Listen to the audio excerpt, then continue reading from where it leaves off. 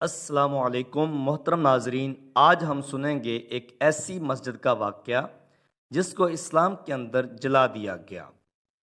مسجد زرار عامر راہب کے مشورے پر منافقین نے ایک مکان بنوایا تھا اور اس کا ارادہ تھا کہ قیصر روم مسلمانوں پر چڑھائی کر کے مسلمانوں کو مدینہ سے نکال دے اور میری سیادت پھر قائم ہو جائے۔ قیصر روم کی اجتماعی مدد کے لیے انہوں نے یہ مکان بنوایا تھا اور ظاہر یہ کیا تھا کہ ہم مسجد بنا رہے ہیں تاکہ مسلمانوں کو شبہ نہ ہو، جبکہ پس پردہ اس کے 3 مقاصد تھے۔ نمبر 1، مسلمانوں کو نقصان پہنچانا۔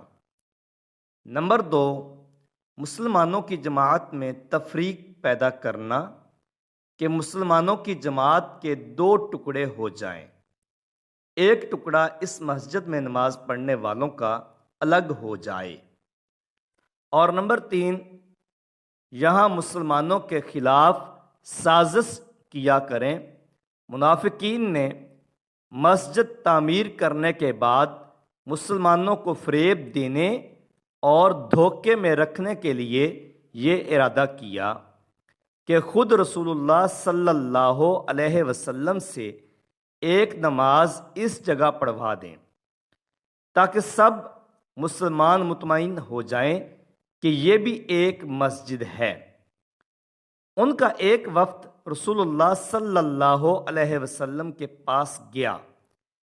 اس وقت آپ صلی اللہ علیہ وسلم غزوہ تبوک کی تیاری میں مشغول تھے۔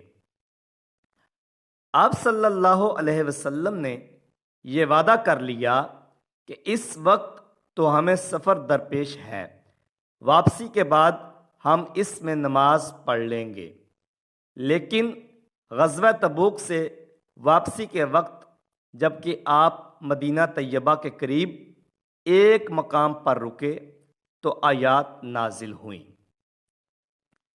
جن میں ان منافقین کی سازش کھول دی گئی تھی۔ آیات کے نازل ہونے پر رسول اللہ صلی اللہ علیہ وآلہ وسلم نے اپنے چند اصحاب، جن میں حضرت عامر بن سکن وغیرہ شریک تھے، ان کو حکم دیا کہ جا کر اس مسجد کو ڈھا دو اور اس میں آگ لگا دو۔ یہ سب حضرات اسی وقت گئے اور حکم کی تعمیل کر کے اس کی عمارت کو ڈھا کر زمین برابر کر دی گئی۔ دوستو، یہ ہے وہ مسجد جس کو اسلام کے اندر جلا دیا گیا، جس کو ختم کر دیا گیا۔